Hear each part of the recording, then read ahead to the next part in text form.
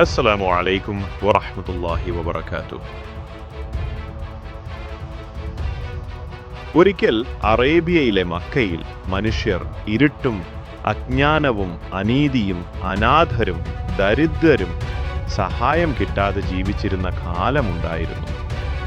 ദരിദ്രർ മുഴുപട്ടിണിയും അടിമകളുമായിരുന്ന കാലം.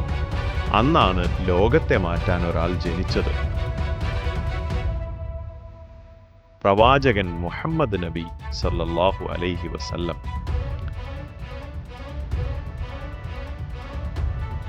570 വർഷം, ആമുൽ ഫീൽ എന്നറിയപ്പെടുന്ന വർഷം, മക്കയിൽ അബ്ദുല്ലാഹിന്റെയും ആമിനയുടെയും മകനായി മുഹമ്മദ് നബി സല്ലല്ലാഹു അലൈഹി വസല്ലം ജനിച്ചു.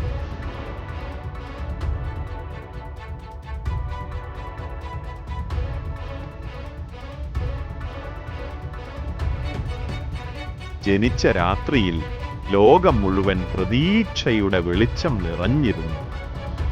ചെറുപ്പത്തിൽ തന്നെ ഉമ്മയും ഉപ്പയും വിട പറഞ്ഞു. അനാഥനായെങ്കിലും വളരെ സത്യസന്ധനും ശാന്തനുമായിരുന്നു. ജനങ്ങൾ അദ്ദേഹത്തെ അൽ അമീൻ, വിശ്വാസിയൻ എന്ന് വിളിച്ചു.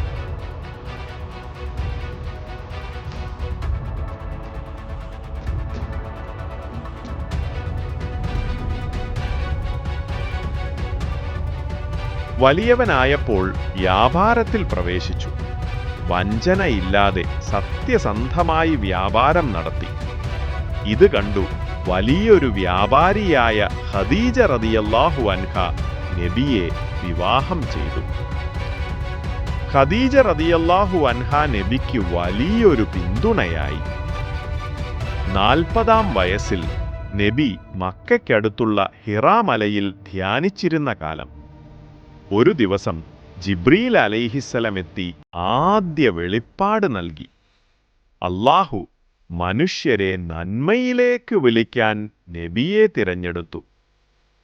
മുഹമ്മദ് നബി സല്ലല്ലാഹു അലൈഹി വസല്ലം ലോകത്തോട് പറഞ്ഞു: ഒരേ ദൈവം മാത്രമേ ഉള്ളൂ. അനാഥരെ കരുതണം, ദരിദ്രരെ സഹായിക്കണം, എല്ലാവരോടും കരുണ കാണിക്കണം, സത്യവും നീതിയും പിന്തുടരണം. ചിലർ വിശ്വസിച്ചു, ചിലർ എതിർത്തു.